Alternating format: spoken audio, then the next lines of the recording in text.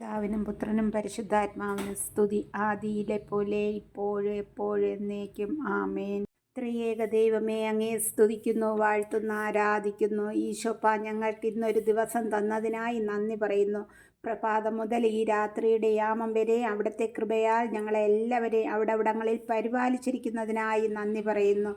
ഇന്ന് ഞങ്ങൾക്ക് ആവശ്യമുള്ളതെല്ലാം തന്നതിനായി ഓർത്ത് നന്ദിയോടുകൂടി സ്തുതിക്കുന്നു.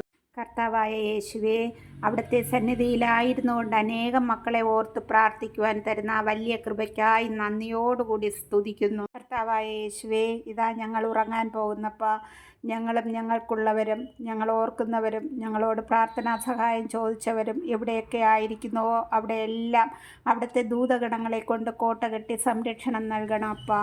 കർത്താവെ, ഞങ്ങൾക്കെല്ലാവർക്കും നല്ല നിദ്ര നൽകി അനുഗ്രഹിക്കണമേ. രാത്രിയിൽ ഒരു ദുർസ്വപ്നങ്ങളൊന്നും കാണുവാനിടയാക്കാതെ വണ്ണം കരുതുമാറാകണമേ. ഒരു അന്ധകാര ശക്തികളോ പൈശാചിക തന്ത്രങ്ങളോ വിഷജന്തുക്കളോ പ്രാണികളോ ഞങ്ങളെയോ ഞങ്ങൾക്കുള്ളവരെയോ ഉപദ്രവിപ്പാനിടയാക്കാതെ വണ്ണം അവിടെ നിന്ന് കരുതുമാറാകണമേ എന്ന് പ്രാർത്ഥിക്കുന്നു. കർത്താവായ യേശുവേ, ഒരു കവർച്ചക്കാരോ ഒരക്രമികളോ ഞങ്ങളുടെ ഭവനങ്ങളിലോ കാമ്പൗണ്ടുകളിലോ കടന്നു വരുവാനോ നോട്ടം വയ്ക്കുവാനോ ഇടയാക്കാതെ വണ്ണം അവിടെ നിന്ന് കരുതുമാറാകണമേ എന്ന് പ്രാർത്ഥിക്കുന്നു. നമുക്ക് ഒരു തിരുവചനം വായിക്കാം. വായിക്കുന്ന വചനം കിടക്കയിലിരുന്നു കൊണ്ട് 5 മിനിറ്റ് നേരം ധ്യാനിച്ച് ഇന്ന് നാം ചെയ്തു പോയ സകല പാപങ്ങളെ ഓർത്ത് ഈശോയോട് പശ്ചാത്തപിക്കാം.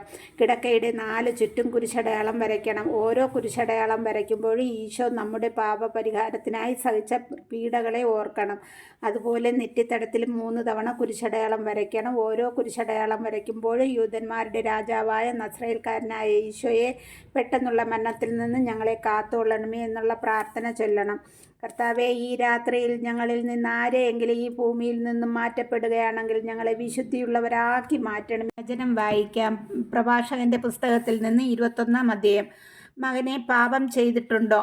ഇനി ചെയ്യരുത്. പഴയ പാപങ്ങളിൽ നിന്നുള്ള മോചനത്തിനായി പ്രാർത്ഥിക്കുക. സർപ്പത്തിൽ നിന്നെന്ന പോലെ പാപത്തിൽ നിന്ന് ഓടി അകലുക. അടുത്തു ചെന്നാൽ അത് കടിക്കും. അതിൻ്റെ പല്ലുകൾ സിംഹത്തിൻ്റെ പല്ലുകളാണ്. അത് ജീവൻ അപഹരിക്കും. നിയമലംഘനം ഇരുവായ് തലവാൾ പോലെയാണ്. അതുണ്ടാക്കുന്ന മുറിവുകൾ ഉണങ്ങുകയില്ല. ഭീകരതയും അക്രമവും ധനം നശിപ്പിക്കുന്നു. അതുപോലെ അഹങ്കാരിയുടെ ഭവനം ശൂന്യമായി തീരുന്നു. ദരിദ്രൻ്റെ പ്രാർത്ഥന ദൈവം കേൾക്കുന്നു. അവന് നീതി ലഭിക്കുവാൻ വൈകുകയില്ല.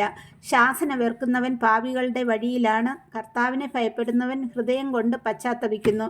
വാക്ചാതുര്യമുള്ളവൻ പ്രശസ്തി നേടുന്നു. ജ്ഞാനി തൻ്റെ പാളീച്ച കണ്ടുപിടിക്കുന്നു.